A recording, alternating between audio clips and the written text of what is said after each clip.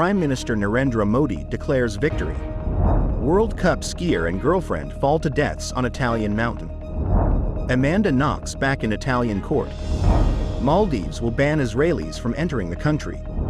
Mount Kanlaon volcano erupts. Chinese flag unfurled on far side of the moon.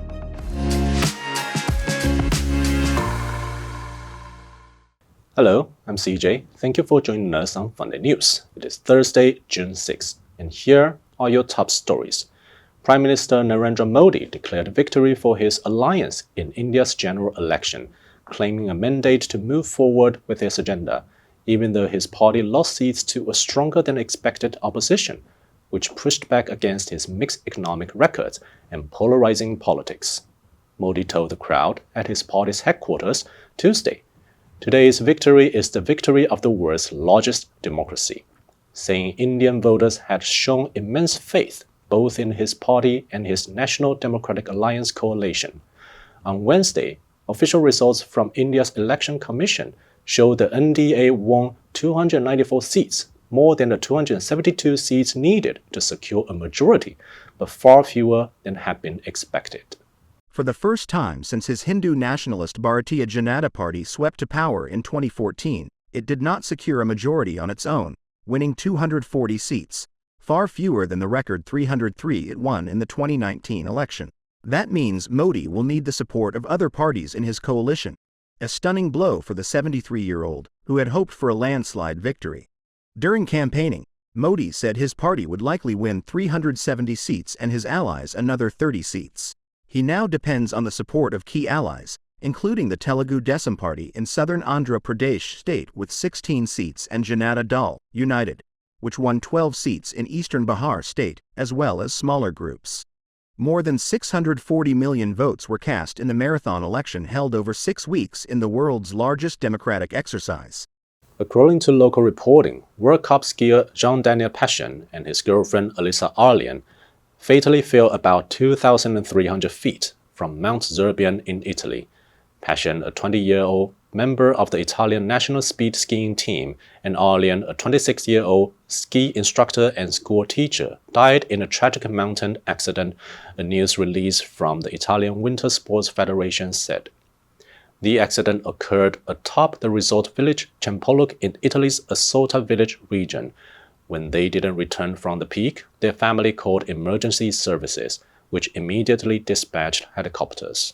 3 crews conducted the search, which included efforts from Alpine Rescue, police and firefighters, per RAI. Their cell phone signals were pinpointed. Rescuers found them tied together, which is common for mountain scalers to do. The news release said Passion placed 15th in the final World Cup ranking for 2021, and while at the 2022 World Championships, he came in 22nd in VARs. He was an aspiring mountain guide. Aosta Valley Regional the president, Alberto Bertin, wrote in a statement, 2 young lives were destroyed by an accident on a mountain, that mountain which was their passion.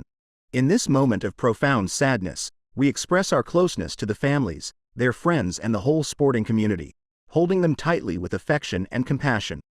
Amanda Knox, the American who spent 4 years in jail in Italy for the murder of a roommate before she was cleared of the crime, returned to an Italian courtroom on Wednesday seeking to reverse a lesser charge related to the case that attracted global attention more than a decade ago. This time, Knox is battling to overturn a slander conviction for falsely accusing her then-boss Patrick Lumumba of the murder of Meredith Kercher, Knox's British roommates, when the pair were students in the Italian city of Perugia. Kercher's body was found on November 2, 2007, with stab wounds to the neck in the apartment she shared with Knox and 2 Italian women in Perugia. Lumumba was arrested for the murder in November 2007 along with Knox and her then-boyfriend Rafael Solicito, based on Knox's confession to police during an interrogation without a lawyer present. Lumumba, from the Democratic Republic of Congo, served nearly 2 weeks in jail before a lack of evidence led to his release. Knox's voice shook and she appeared visibly emotional as she spoke in court on Wednesday, addressing that statement to police in the aftermath of the killing. The court entered deliberations soon after Knox spoke, and a verdict was expected from midday local time, 6 a.m. Eastern Time. The 36-year-old Seattle native, now a mother of two, along with Solicito, were definitively cleared in 2015 of Kircher's murder after Italy's Supreme Court voided the 2013 reconviction.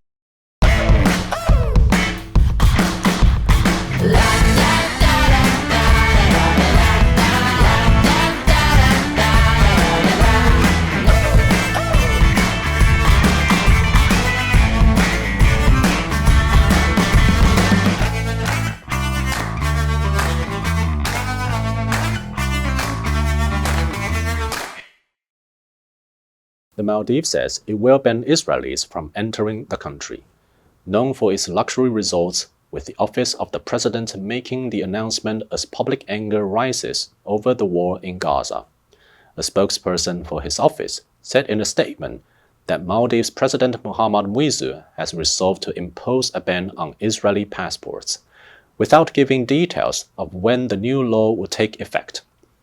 The country is visited by thousands of Israelis every year. In response, Israel's foreign ministry recommended that its citizens not travel to the Maldives, including those with dual citizenship. The Maldives decision comes amid evidence of mounting international fallout for Israel in a number of spheres, including business and academia and now tourism, over the Gaza war, a long-term demand of the Palestinian-led boycott, divestment, sanctions, BDS, movement which launched in 2005. A month ago, Turkey imposed a ban on the import and export of goods to and from Israel, which Israeli media said on Monday had resulted in significant shortages. Israel, which imports 40% of its concrete from Turkey, has been forced to shop for more expensive concrete in Europe, while household brands such as Heinz, Gillette, Braun and Pampers have also been affected. Over the weekend, the British coffee shop chain Pret a Manger cancelled a franchise agreement with Israeli partners to open its first branch of 40 cafes in the country due to the conflict. Hundreds of residents living near Mount Kanlaon in the Philippines were ordered to evacuate Tuesday after the volcano erupted, sending a 5-kilometer ash column into the sky that caused dozens of flights to be cancelled.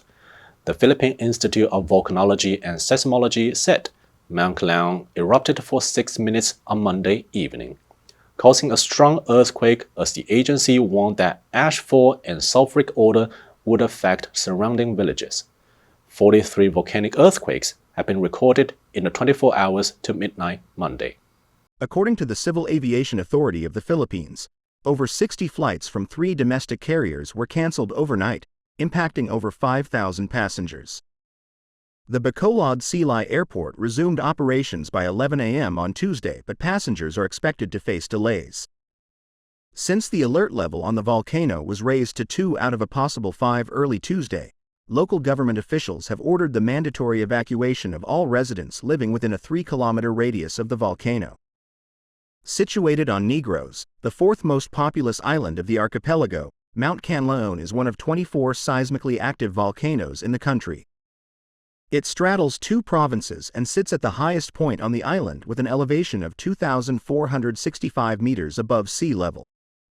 The Philippines sits along Ring of Fire, a 40,000-kilometer arc of seismic fault lines around the Pacific Ocean that hosts more than half of the world's volcanoes.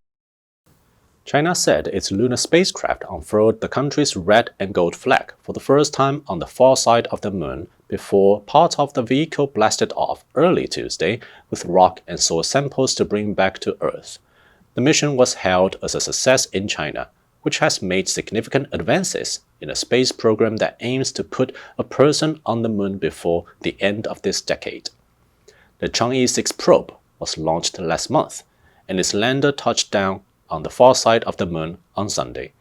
Its ascender lifted off Tuesday morning at 7:38 a.m. Beijing time, with its engine burning for about 6 minutes as it entered a preset orbit around the moon. The agency said the spacecraft withstood a high-temperature test on the lunar surface and acquired the samples using both drilling and surface collection before stowing them in a container inside the ascender of the probe as planned. The container will be transferred to a re-entry capsule that is due to return to Earth in the deserts of China's Inner Mongolia region around June 25. According to an animation of the mission released by the agency, the small flag, which the agency said was made of special composite materials, emerged on a retractable arm deployed from the side of the lunar lander and was not placed onto the lunar soil. Foreign Ministry spokesperson Hua Chunying wrote on X, "Mission accomplished. An unprecedented feat in human lunar exploration history." The answer for yesterday is D, solemn. At the most solemn moments, he will flash a mocking smile or make an ironic remark. Did you answer correctly? Now let's delve into the news of Chinese flag unfurled on far side of the moon. Withstand, 承受、抵住、顶住、经受住. The materials used have to be able to withstand high temperatures. Retractable, 可缩进的，可拉回的. A 20,000 seat arena with a retractable roof is planned. Unprecedented, 前所未有的，空前的，没有先例的. This situation is unprecedented in modern times. And that's all for today's Funday news. Be sure to tune in to Funday news from Monday to Friday and click the link below to join Funday for free. I'm CJ, your host. I will see you next time.